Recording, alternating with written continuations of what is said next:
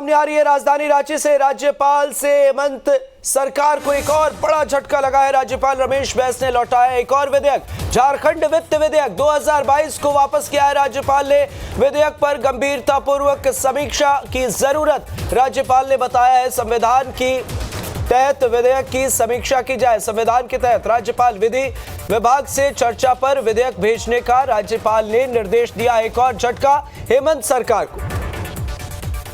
कुमार चंदन हमारे सहयोगी phone line पर जुड़े हुए हैं। कुमार चंदन, आपसे ये जानना चाहेंगे, राज्यपाल की तरफ से एक और झटका वित्त विधेयक को लेकर पूरी जानकारी चाहेंगे आपसे। झारखंड के राज्यपाल ने जो राज्य सरकार का झारखंड वित्त विधेयक 2022 था उसको वापस लौटा दिया है और इसको वापस लौटाते हुए राज्यपाल ने सुझाव भी दिए हैं और राज्यपाल ने कहा है कि इस विधेयक को फिर से विधानसभा से पारित कराकर अनुमोदन कराकर और तब राज्यपाल की स्वीकृति के लिए भेजें।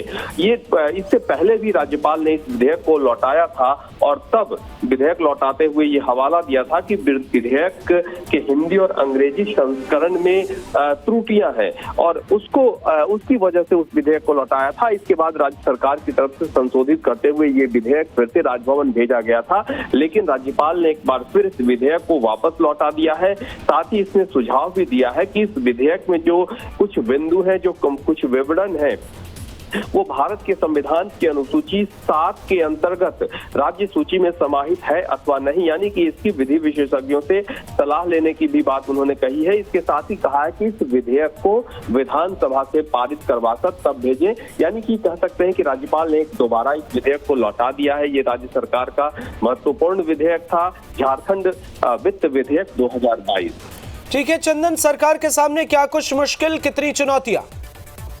देखिए, अब जब एक बार फिर से राज्य सरकार ने जब राजभवन ने इस विधेयक को लौटाया है तो राज्य सरकार के सामने यही परिस्थिति बनती है कि इसको अब विधानसभा से, जैसा कि राज्यपाल ने निर्देश दिया है कि जब विधेयक लौटाया गया है और इसको राज्य में ये विधानसभा से पास करवा कर और तब भेजिए और इसके साथ जो कुछ बिंदुओं पे सुझाव दिए हैं उन बिंदुओं पे राज्य सरकार निश्चित तौर पे अपने विधि विशेषज्ञों से सलाह लेगी और उसके बाद इसके अपना स्पष्टीकरण देते हुए और विधानसभा से पारित कराते हुए तब राजभवन को दोबारा इस विधेयक को भेजना होगा। ठीक है चंदन, नजर बनाए रखिएगा, आगे भी अपडेट लेंगे। बहुत बहुत शुक्रिया। तो कहीं ना कहीं सोरेन सरकार को एक बड़ा झटका, झारखंड वित्त विधेयक को राज्यपाल ने वापस भेज दिया।